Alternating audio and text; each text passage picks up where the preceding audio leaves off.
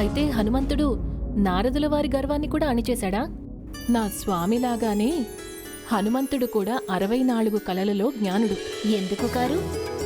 హనుమంతుడి తల్లి అప్సరా పుంజికస్థల కూడా ఉచ్చకోటి అప్సరస కదా. అవును, ఇంతకీ పుంజికస్థల పరిస్థితి ఏమైంది? ఋషివర్యుల శాప ప్రభావం చేత పుంజిత స్థల స్వర్గం నుంచి పతనం పొందింది. ఆమె పృథ్వీ మీద వానరరాజైన కుంజర పుత్రిక అంజన రూపంలో జన్మించింది. వానరరాజు పుంజరుని ఇంట్లో అంజనకు యథావిధిగా లాలనా పాలనా జరిగింది.